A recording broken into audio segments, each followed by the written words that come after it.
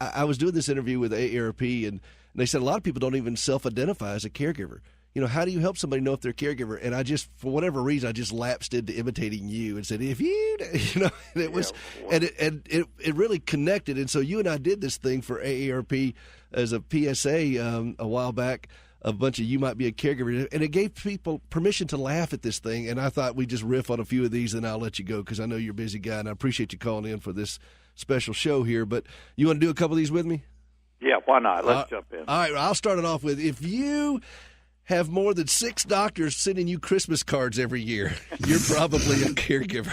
Okay, if while at the grocery store you're the one demanding a price check on suppositories, you might be a caregiver. If your hospital bed has never hampered your love life.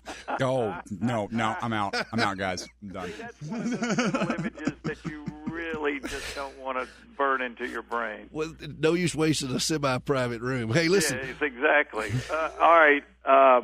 If you have a professional carpet cleaner on retainer, you might be a caregiver. If you've ever hooked up your dog to your wife's wheelchair just to see if it would work. You know what?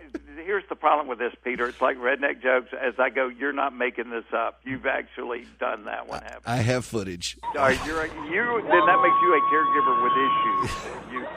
We could have, yeah. I have a new one for you this morning. If your wife says, I have 2 left feet, and your first thought is to apologize.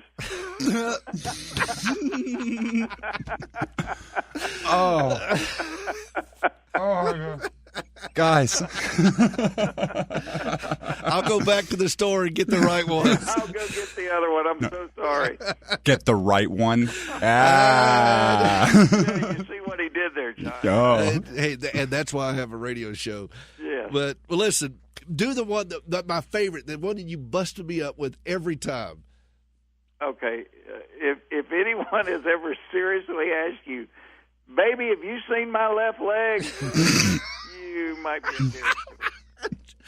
I just love that one, and I just love your heart, and thank you for encouraging me and being such a great mentor to me through this process.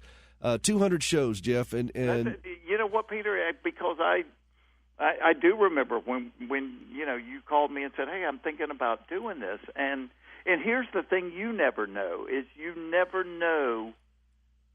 who this has helped, and you're not going to know that while you're here. But it's just like with comedy. People need to know they're not crazy. People need to know, hey, it's okay if you have days you get frustrated or days you get resentful. It's okay. And one of the blessings God gives us is time. In that He's not bound by it, but He gives us 24-hour increments. So even when we have an off day, you get a reset button, and the next morning you're like, okay, I got a chance to do this better today. And I think caregivers need to give themselves that grace, because it is a hard job, but it's a wonderful job, and you've been entrusted, to do. I mean, when people say, "What would Jesus do?" That's what He would be doing. He'd be loving on people that need it, and that's what he did do. Yeah, that's what He did. And He took care, even from the cross. He took care of His mother. Yeah. Even from the cross, He took care of His mother. He did do it. Jeff, I can't thank you enough for taking the time to call. I'm so proud of you, and I'm proud of what you're doing, man. You're ministering to people that need it, because caregivers are no less important than the person that they're taking care of, and I think we need to be reminded of that often. And so, man, I just have me on for your 400 show. Will you do that? I promise I will. All right, listen, Jeff Foxworthy, everybody. Don't go away. We'll be right back. This is Peter Rosenberger. This is the nation's #1 show for the family caregiver. We're glad you're with us. 800-688-9522, and we'll be right back.